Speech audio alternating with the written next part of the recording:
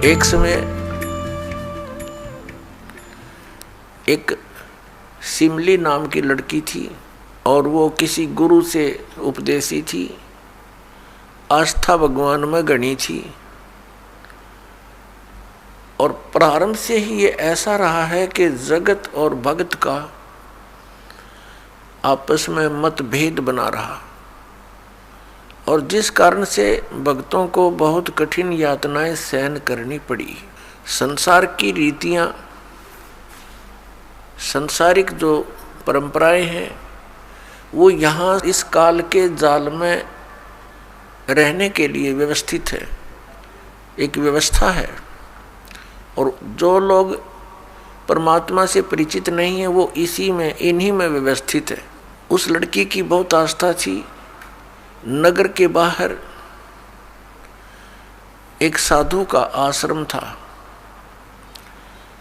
वो लड़की उस महात्मा को आहार करा के आती थी, उनकी सेवा भी करती थी और शाम के समय अपने घर आ जाती थी। कुल के लोगों ने, परिजनों ने बहुत कुछ प्रतिबंध लगाए, लेकिन लड़की नहीं मानी। उस सिमली का एक भाई था, मंसूर नाम था उसका। उसको अन्य व्यक्तियों ने कहा कि आपकी बहन शाम के समय और गैर टाइम को वक्त जाती है संत के आश्रम में। देख ले भाई, इज्जत का सवाल है और पूरे नगर में चर्चा चलती है अपनी बहन को बनाकर। अब मंसूर ने सोचा भी पहले ये देख तो लूं, वास्तव में वहां उस आश्रम में ऐसा क्या है। इस दृष्टिकोण से जब उसकी बहन शाम के समय प्रतिदिन जाती थी साधु का भोजन लेकर,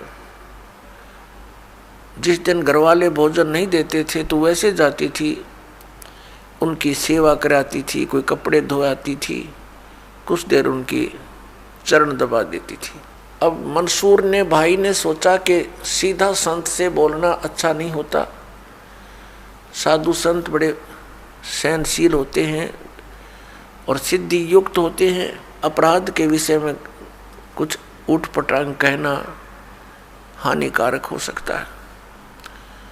उसने क्या किया कि आश्रम के बाहर खड़ा हो गया और जैसी भी कच्ची पक्की कोई द्वार थी, उसके अंदर कोई सुराख था। उस सुराख से वो देखने लगा। छोटा सा आश्रम था, को 100 गज का होगा, गणित करना 150 गज का, और उसमें एक झोंपड़ी डली हुई थी। संत जी बाहर बैठे थे, गर्मियों के दिन थे, चंद्रमा की रोशनी थी। तो उसने देखा कि लड़की ने जाके भोजन कराया महात्मा को, फिर बर्तन साफ किए, 1-2 कपड़ा धोआ, फिर महाराज जी के चरणों को दबाने लगी, सेवा करने लगी। तो क्या हुआ कि ऐसे उस महात्मा ने हाथ किया, आकाश से एक अमृत का प्याला आया। संत ने पिया, आधा उस बेटी को दिया। संत ने कहा कि बेटी, इसमें से थोड़ा सा एक नालायक व्यक्ति खड़ा है, उसके भी मार दे एक छींट। इस सुराख के अंदर से जा और उसके भी लगा दे, थोड़ी सी कल्याण हो जा। एक नालायक व्यक्ति खड़ा है। अब उसने जाकर के, लड़की ने आदेश पालन करना था, सुराख में से ऐसे कर दिया। उसने देखा कौन है, कैसे है, तो उसके भी जीभ पर वो थोड़ा सा अमृत की छींट लगी। एकदम उसके हृदय में एक विशेष प्रेरणा हुई कि मैं बहुत पापी हूं, मैं नीच हूं, और ऐसे पाक साफ महापुरुष के विषय में मेरे मन में दोष आया। रोता हुआ आश्रम के अंदर प्रवेश हुआ और कहा, महाराज मुझ पापी का भी उद्धार हो सकता है। मैंने आपके बारे में बहुत गलत सोचा। उस संत ने कहा, बेटा जब तक बोध नहीं होता, ज्ञान नहीं होता, तब तक प्राणी के ऐसे अपराध अक्षमा करने योग्य होते हैं। और बेटा कोई जानबूझ कर करोगे, दीक्षा उपदेश लेने के बाद आपके मन में ऐसा संत के गुरु के प्रति दोष आता है तो फिर आप पाप के भागी भारी बन जाओगे। काफी देर सत्संग सुनाया। प्रतिदिन वो भक्त अपनी बहन के साथ दिल्ली आने लग गया। खूब सत्संग सुना, दोनों बहन भाई मिलकर सेवा करते थे। फिर क्या हुआ कि उसके हृदय में एक ऐसी प्रेरणा हुई, अनल हक। उस संत ने उसको एक मंत्र दे दिया, अनल हक, कि इसका जाप किया कर। अपन आत्माओं, पिछले पुण्यकर्मी प्राणी ही परमात्मा की खोज में लगते हैं। उनको ही इतना शीघ्र इन बातों का असर होता है, संत के वचनों का। तो महान पुण्यात्माओं में से एक था मंसूर, और संत की कृपा से उसके पिछले पुण्य स्टार्ट हो जाते हैं, उदय हो जाते हैं, और वो प्रेरित होकर के वो भक्ति प्रारंभ कर देता है। जैसे एक फॉर एग्जाम्पल, जैसे कोई कटोरी में घी डाल रखा है, उसमें एक ज्योति भी रखी है, और वो ज्योति जला रखी थी, बुझ गई, घी भी है उसके अंदर, बनी बनाई बाती भी उपलब्ध है। एक सीख लगाने की आवश्यकता है, वो जग जाएगी। तो जितने भी पुण्यकर्मी प्राणी हैं, जो भी साधु संत महापुरुषों के प्रवचन सुनते हैं, किसी भी संत के, चाहे उसने भक्ति मार्ग का कति ज्ञान नहीं, लेकिन भगवान की महिमा तो वो भी सुना ही देते हैं। तो उससे क्या होता है कि वह ज्योत जग जाती है।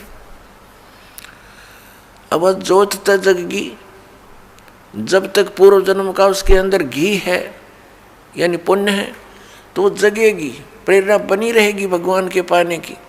यदि आगे उसमें विधि घी उसके पास नहीं है डालने के लिए, तो वो ज्योति भी जल जाएगी और घी भी समाप्त हो जाएगा, और सारा कटोरा व कटोरी काली हो जाएगी।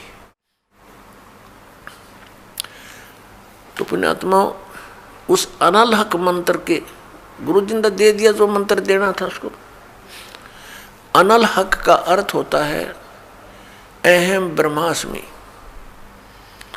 मैं ही ब्रह्म हूं, मैं ही परमात्मा हूं, अनल हक।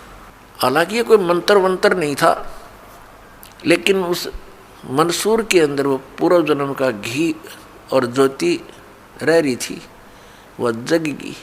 अब उस मंत्र से भविष्य में तो कोई लाभ उसको होना नहीं था, क्योंकि वो चार्जर ठीक नहीं था। पूर्व जन्म की बैटरी से उसमें इतना प्रभाव था, इतने पुण्यों से, कि उसने अनल हक कहना शुरू कर दिया कि मैं ही परमात्मा हूँ। अब भोली आत्माओं, पुण्यात्माओं को जैसा भी गुरु ज्ञान देता है, वो तो दृढ़ होते हैं। गुरु जी ने 2 दूना 6 कह दिया तो वो 6 ही बोलते रहेंगे। घरवाला कहेगा, कोई उसको बताना चाहेगा, वो नहीं मानेगा, कहता नहीं मेरे गुरु जी ने ऐसे ही बोला। तो अबोध बच्चे ऐसे ही होते हैं। इस बात का ज्ञान पूरे मुसलमान धर्म में हुआ, क्योंकि वो मुसलमान धर्म से संबंधित था, और मुसलमान धर्म ये मानता है कि जीव ब्रह्म नहीं हो सकता। वैसे तो जीव ब्रह्म हो ही नहीं सकता, ये तो अंडरस्टूड है। जीव तो ब्रह्म है ही नहीं, ब्रह्म अलग है, जीव अलग है। ब्रह्म मीन भगवान, जो जीव का भी उत्पत्ति करता है। लेकिन मुसलमान धर्म ये मानते हैं कि पृथ्वी पर परमात्मा नहीं आ सकता। वह तो 7वें आसमान में रहता है, 7वें स्वर्ग में। और कोई ये कहता है कि पृथ्वी पर परमात्मा है, वो दंड का अधिकारी है, वो भ्रमित कर रहा है, मुसलमान धर्म के विधान को बिगाड़ रहा है। इस कारण से मंसूर को बहुत बार समझाया, राजा तक बात गई। बहुत कुछ कहा लेकिन नहीं माना, अनल हक करता रहा। उसको कहा कि तू ऐसा मत बोल।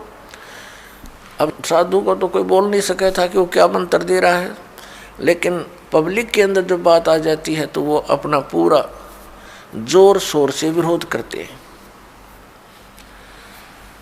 अब क्या हुआ कि वो नहीं माना तो उसको चौराहे पर खड़ा कर दिया, बांध दिया उसको चौराहे पर। और फिर क्या कहा कि या तो तू अनल हक कहना छोड़ दे, नहीं तो तेरे पत्थर मारेंगे। उसने फिर कहा अनल हक, क्योंकि वो तो मदमस्त हो गया था, अलमस्त हो गया था। ऐसी स्थिति पूर्वजनों के पुण्यों से होती है, और भविष्य की भक्ति नहीं होती है तो वो नष्ट हो जाता है उस जीवन ऐसी पुण्यात्मा का। तो उसको सजा दी गई कि पूरे नगर के व्यक्ति इसको पत्थर मार मार के इसका वध करेंगे। ऐसी सजा दें ताकि और भी कोई ऐसी हिम्मत ना करे। तो सभी लाइन में आ रहे थे और पत्थर मार रहे थे, तू पापी है, पत्थर मार रहे थे, निकल जाते थे। अब उसकी बहन सिमली का भी नंबर आ गया। जब और पत्थर लगा रहे थे वो हंस रहा था, अनल हक अनल हक हंस रहा था। और जब उसकी बहन सिमली का नंबर आया वो भी लाइन में खड़ी थी। तो बहन ने सोचा पत्थर तो मैं नहीं मारूंगी, लेकिन लोक लाज में आके उसने फूल उठा लिया कि मैं फूल मार आऊंगी उसके। यहाँ ये लोग भी ना मेरा विरोध करेंगे और भाई का चोट भी ना लगेगी। उसने फूल मारा, फूल मारते ही वो रोने लग गया, बहुत बुरी तरह रोने लगा। तब सिमली ने कहा कि भाई लोग तेरे पत्थर मार रहे थे, उनके पत्थरों से नहीं रो रहा था और तू मेरे फूलते रोने लग गया। अरे ये कोई चोट थोड़ी लगी तुझे? उसने कहा सिमली ये तो अनजान थे, इनका मुझे दुख नहीं था। तू तो परिचित थी मैं किसके ऊपर फिदा हो रहा हूँ, और तेरा हाथ कैसे हो गया नालायक मेरी तरफ? तूने भगवान की तरफ हाथ कर दिया। मैं भगवान के लिए ड्यूटीड हूँ और तूने क्या समझा फिर ज्ञान को? न्यू रो रहा हूँ, तेरा जीवन बर्बाद हो गया, तूने ज्ञान समझा नहीं बहन। तेरे फूल का मुझे इसलिए दर्द हुआ, तू तो परिचित थी इस बात में। उसके बाद नहीं मरा वो पत्थरों से, कहने लगा या तो कहना छोड़ दे अनल हक, नहीं तेरा हाथ काटेंगे। उसने कहा अनल हक, हाथ काट दिया। फिर कहा दूसरा हाथ काटेंगे या बंद कर दे, अनल हक। तेरी गर्दन काटेंगे, बंद कर दे, अनल हक, काट दिया। अब उसको गाड़ा नहीं, मुसलमान धर्म में नीचे दफनाते हैं जमीन में, उसको सवा कर दिया काफिर समझकर कि काफिर जलाए जाते हैं, उनकी सोच है। और उस राख को जल में फेंक दिया कि इसका नामो निशान मिट जा दरिया में। कहते हैं वो राख भी, ऐस भी, वो बबूत भी अनल हक अनल हक अनल हक करती जा रही है। और 1000 मंसूर बनकर गलियों में घूम रहे हैं। सबने दरवाजे बंद कर लिए, टट्टी पेशाब निकल गया, लोगों का घबरा गया, ये क्या हो गया? भगवान का भगत था, ऐसा हो कर दिया इसके साथ। तो पुण्यात्माओं, अब ये ज्ञान है, तत्व ज्ञान है, इसको बहुत गहराई से समझना है।